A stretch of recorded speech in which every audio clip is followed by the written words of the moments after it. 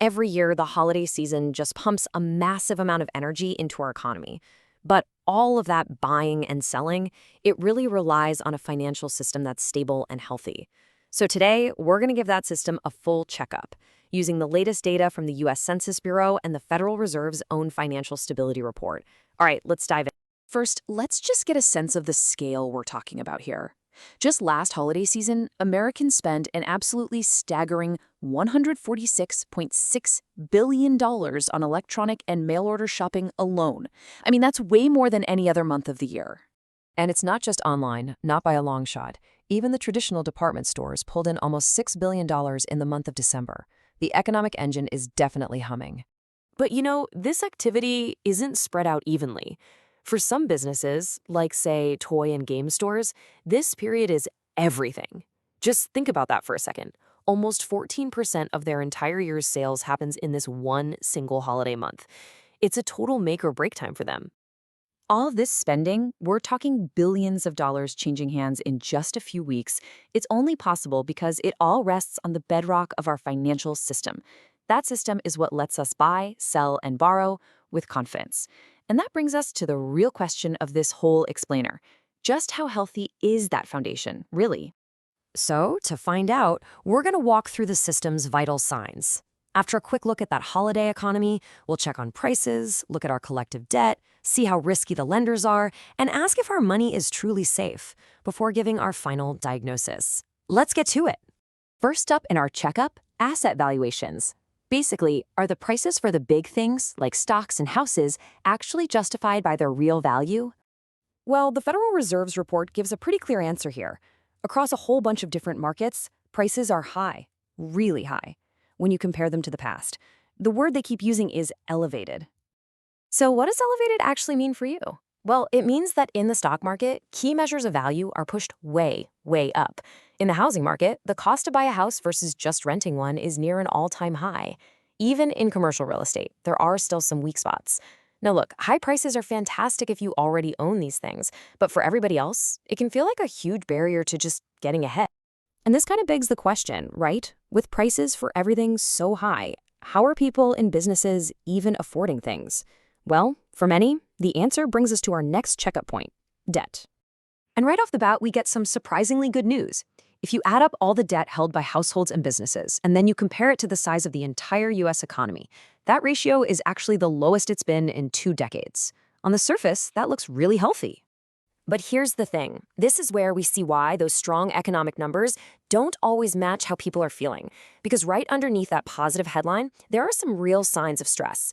People falling behind on their car payments and credit card bills, that's now higher than it was before the pandemic. And it isn't happening to everyone. It's really concentrated among borrowers with lower credit scores. And this is so important. The system as a whole might not be drowning in debt, but for millions of families, that squeeze is very, very real. So our diagnosis here is moderate. The system-wide risk seems okay, but it's a completely different story for specific groups who are finding it harder and harder to keep up with their payments. That brings us to our third stop, the lenders themselves. I mean, if some borrowers are struggling, are the banks and firms that lent them the money in any danger? To understand this, we have to talk about something called leverage. Put simply, it's just using borrowed money to make investments. And it's a really powerful tool. It can supercharge your profits, but it can also magnify your losses just as fast. Too much leverage in the system, that's a classic warning sign. And what we're seeing here is a kind of split personality in the financial world.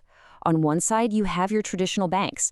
The Fed considers them sound and resilient, with low leverage and these big capital cushions to absorb any losses. But on the other side, you've got hedge funds, where leverage has climbed to its highest point in over a decade. Now, this doesn't mean a crisis is coming tomorrow, but it does show that risk is getting more concentrated in the less regulated corners of the system. All right, let's move on to our final area of examination, and it's a big one. This is about the very foundation of trust in the whole system. Is your money actually safe? The technical term for this is funding risk, but we all know what it really means, right? It's the fear of a bank run, that sudden panic where everybody tries to withdraw their money at the exact same time, causing the whole institution to just collapse. The good news here is that the Fed sees this risk as moderate, and there are some really solid reasons for that. Banks are holding a lot of cash and other assets they can sell quickly if they need to. They're also not as reliant on those large uninsured deposits as they were in the recent past. And maybe most importantly, people are putting their new cash into the absolute safest types of money market funds. It really seems like the system has built up some pretty good defenses here. Okay, we've reviewed the 4 key vital signs: asset prices, how much we're borrowing, the riskiness of the lenders, and the safety of our money. So, what's the final diagnosis? Well, the final verdict from the Federal Reserve is that the U.S. financial system is fundamentally sound and resilient. The core is strong. But, and this is a really important but, they are also tracking several notable vulnerabilities very, very closely. The system is healthy, but it's definitely not invincible. So what are those worries? When the Fed asked market experts, 3 big risks floated to the top. The number one concern, cited by a whopping 61% of them, is policy uncertainty. That's followed pretty closely by geopolitical risks and the potential fallout from higher long-term interest rates. These are the clouds on the horizon. And this really brings us to the ultimate takeaway. The financial system might be resilient today, but new tests are always just over the horizon. From geopolitical shocks to the rise of artificial intelligence in trading, the system is constantly changing. So the real question isn't just about its health right now, but how well its defenses will hold up against the unknown challenges of tomorrow.